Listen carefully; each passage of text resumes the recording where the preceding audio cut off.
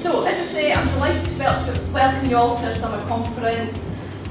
We continue to be really encouraged by the strong relationship that exists here in Perth and Kinross between tenants and our housing staff, and the shared commitment that we have to deliver better services in partnership with you. This year we have what we feel is submitted our strongest ever performance as part of our annual return on the Charter, both in terms of delivery against the local targets that we set in discussion with yourselves, against the national averages, and I'm sure Michelle and Councillor Barrett will tell you, some of these outcomes, and in particular in terms of our tenant satisfaction levels. Empowering you and giving you the freedom to shape and influence the way that we deliver your services continues and will always remain a key priority for us.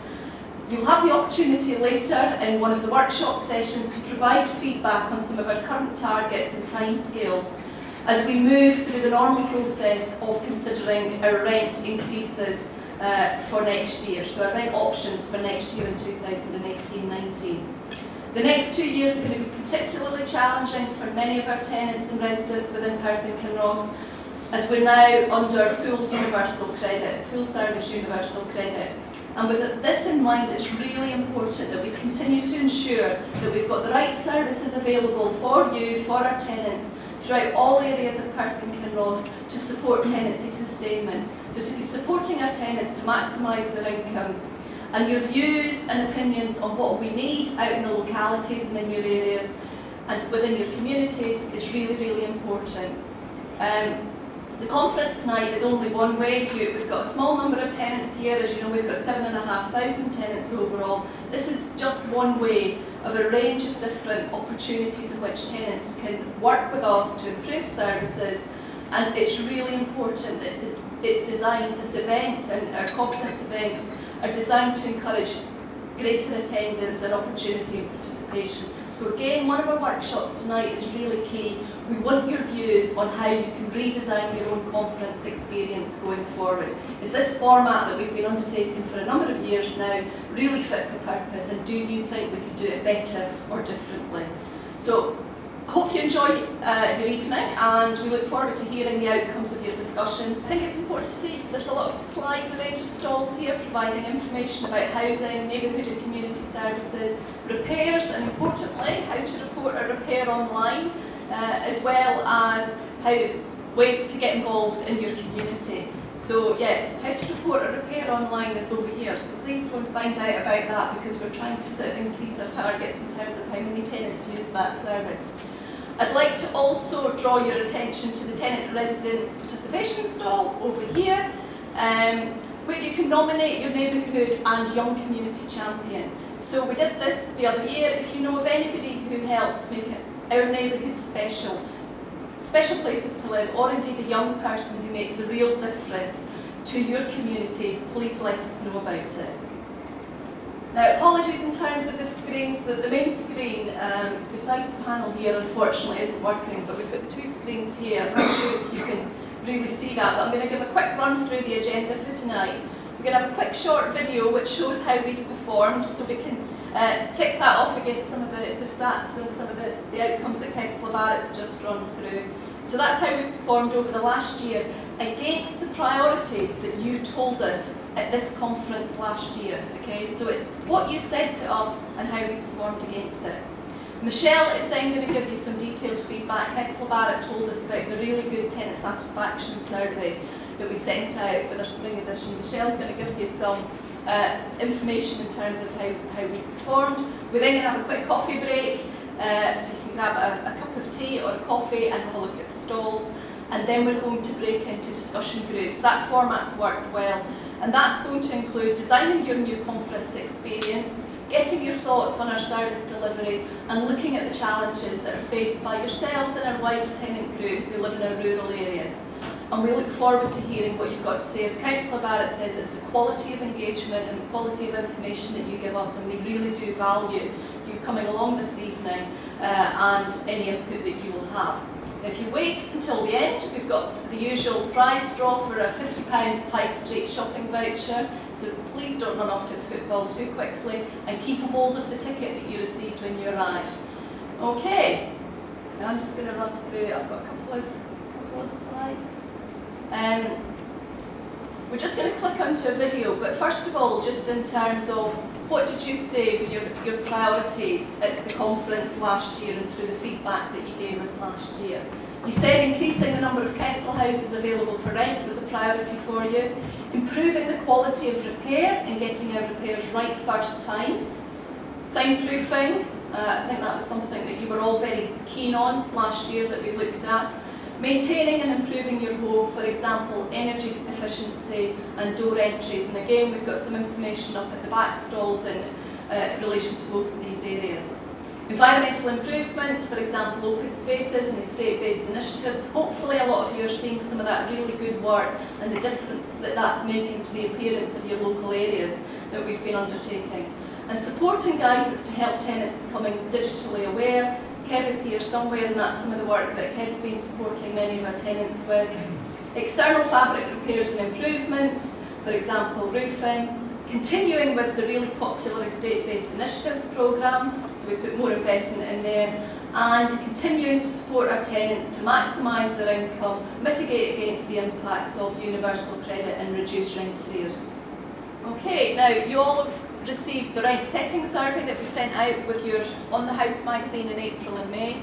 As you know, it's the usual process that we go through. The survey gives us an opportunity to understand what you think of our services, an opportunity for you to tell us where you feel that we can improve. It gathers your views on value for money and your priorities and informs the whole rent decision, rent setting process for next year. And additional information helps us to deliver better improved services for you. Okay. This year's results, continuing to increase our housing stock continues to be a priority for you.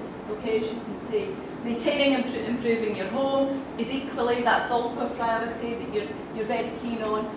Again, for example, in terms of energy efficiency and energy measures and door entry schemes. Environmental improvements continue to be a priority for you. We'll have more detailed information on these as we go through. Providing opportunities for tenant participation, undertaking work in communal areas are key priorities.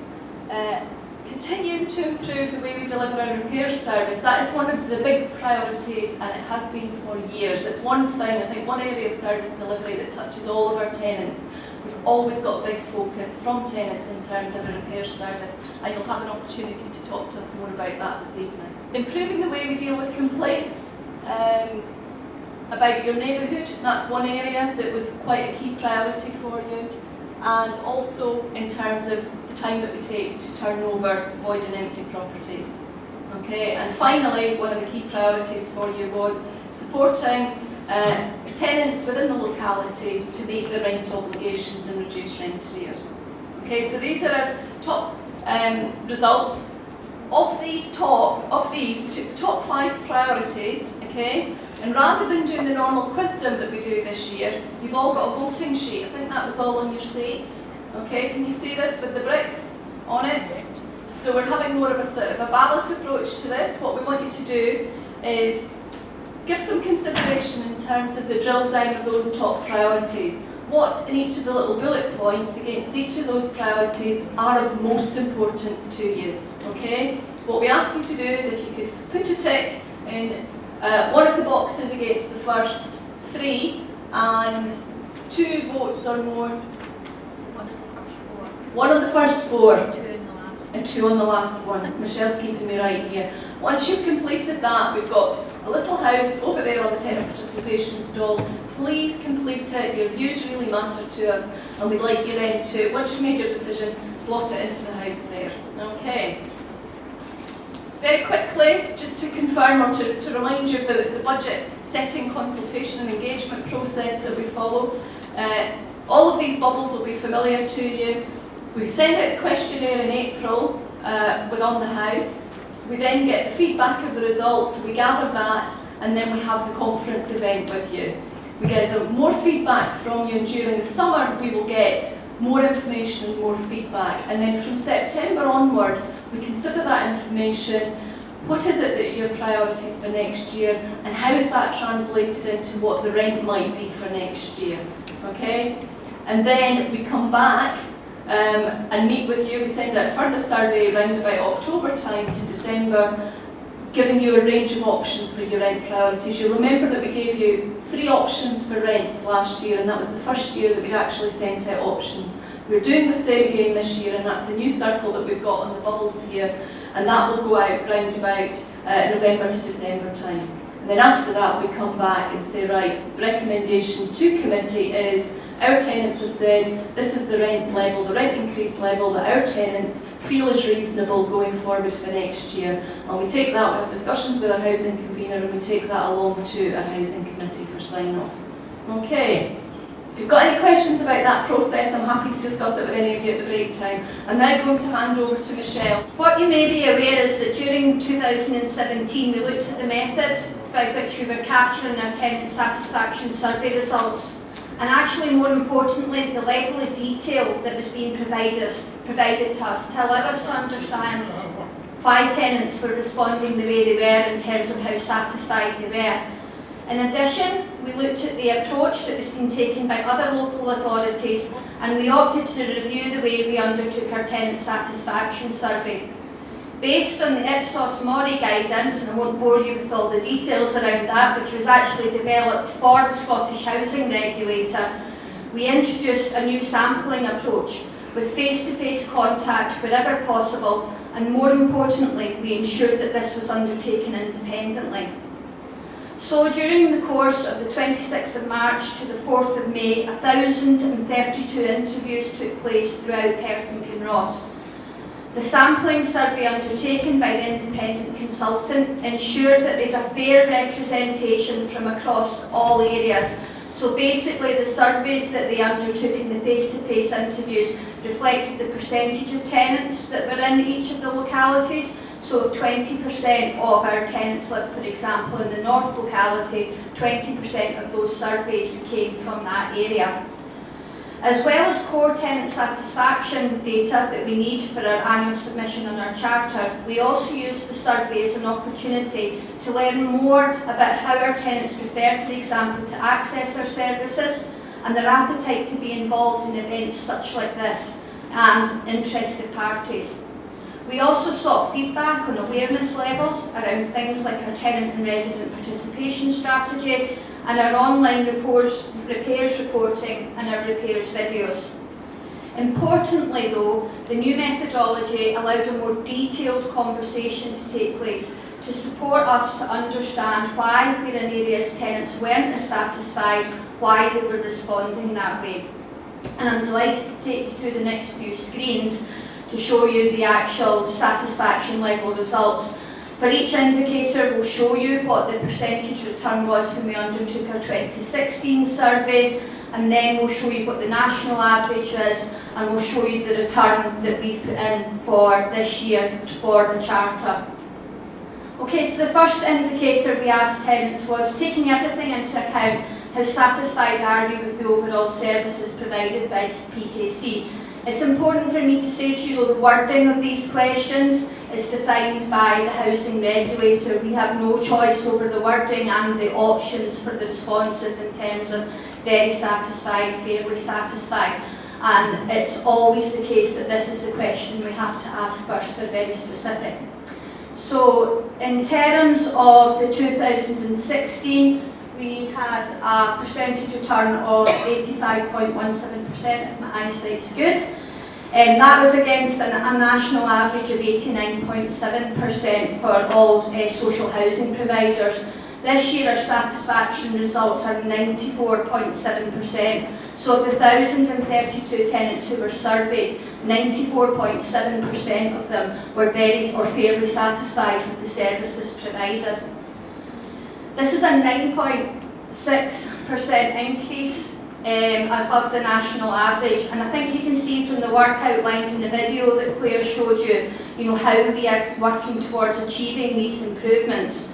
Work has taken place, as the convener indicated, over a number of years. That this has been a significant period of time and change, and includes, service improvements from the way we respond to emergency repairs, to settle-in visits, annual visits, together with the relocation of specialist services such as support officers out into localities. the scrutiny undertaken on your behalf by the SURE team around our annual landlord report and their independent assessment of our performance and improvement areas have also contributed to this.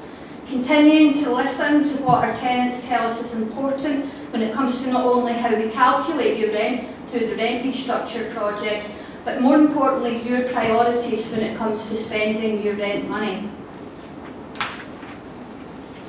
The next question was asked was how satisfied or how good or poor do you feel PKC is as a landlord at keeping you informed about our services and decisions. So in 2016 our satisfaction levels were 82.5%, and that was against a national average of 91.1, so we were quite a wee bit behind in terms of keeping tenants informed. And again, a theme from what you'll see is a significant shift in terms of the satisfaction levels, up to 96.8%. That's a 14.3% increase, and performance which sees us again sit well above the national average. Through methods such as the consultation framework for the disposal of any HRA assets and the spend thresholds, to on the house, Facebook, Twitter, interested parties, texting and the tenant forum, we continue to ensure that information is shared as widely as possible. One of the new things we're going to introduce as well is the voting slips that you've got. We're actually going to put that vote online as well after the conference to try and increase the number of people who are feeding back to us and what their priorities are. So we're going to look at a range of ways that we can increase that between now and when we come back to you with the proposals around the potential rent increases for next year. So how satisfied were tenants with the opportunities to participate in our decision-making process? So in 2016, we were 74.4%. My optician must be pretty good. And that was against a national average of 83.8%. And this year we've returned 98.74% of the 1,032 tenants surveyed felt that we were very good at keeping them informed and giving them opportunities to participate in the decision making. And one of the most significant increases across the tenant satisfaction survey is with the decision making, and perhaps personally one of the most pleasing for us as a service, because it's evidence that our tenants do feel, if they wish, that they have the opportunity to participate, which then allows them to influence and shape our services. Testament to the hard work and partnership approach of our tenant and resident engagement team and our SURE team and each and every one of our housing staff. We continue to offer tenants a menu of opportunities to become involved at levels that they feel comfortable with.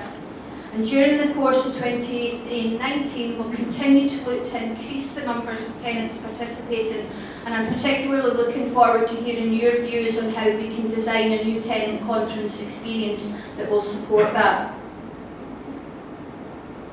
Overall, how satisfied are you with the quality of your home? We've a return there in 2016 of 84.65 against the national average of 86.9, so we were slightly behind in terms of that. This year in terms of quality of home, 95.83%, over a 10% shift, which reflects a significant level of investment in our planned maintenance programme based on what you tell us is important. As Convener alluded to, we perform highly in terms of the percentage of our homes that meet the Scottish Housing Quality Standard, 96.15% against the national average of 93.6%. Other areas, for example, the percentage of our homes which meet the National Home Energy Rating, or SAP, is 99.83% against the national average of 97.1%, and we have a capital improvement budget of 20 million. However, one of the things that we are noticing through our ongoing monitoring of our performance is that satisfaction with the standard of home when moving in has dropped, and that's why it's particularly important to look at the balance in terms of the quality, the performance and also the cost of the service. And so that's why we'd like to discuss things like this with you as part of the conversation cafe around our targets and our priorities. And in terms of one of the workshops under how we support tenants to sustain stay in their tenancies, maybe a look at our lettable standard and are there other things that we potentially could be considering for new tenants. So overall, how satisfied are you with your landlord's management of the neighbourhood you live in? We've had a substantial shift in this again, and we've gone from 79.12% against a national average of 87.1% to we're now sitting at 94.57% of tenants tell us, those surveyed, that they were satisfied with the management of their neighbourhood.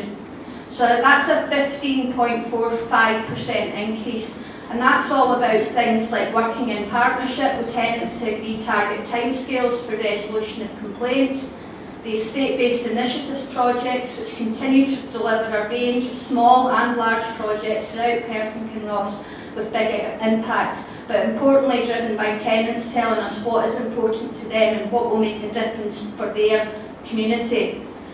We're looking to enhance, again as I say, the number of people who participate in our estate-based initiatives through providing an opportunity to attend walkabouts, to focus groups, and actually to with private and online voting as well for some of the projects that have been identified for those that aren't able to attend any of the walkabouts.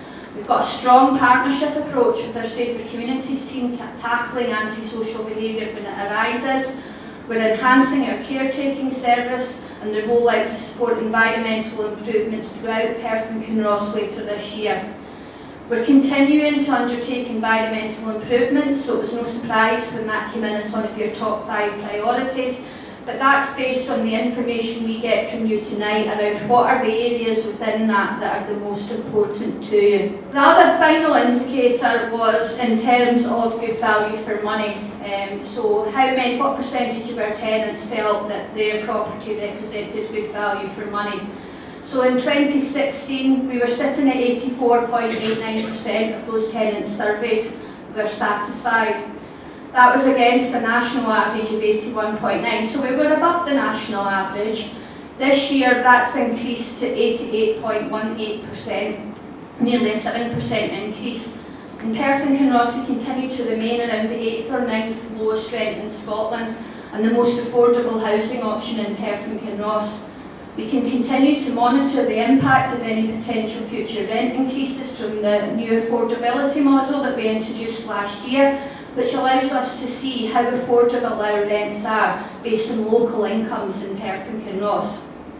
However, as I said, we were getting some more information for the survey. There's still an issue around tenants on housing benefit who feel that they don't pay rent, so they don't answer this question or they don't participate in surveys, so we need to do a bit of work around that.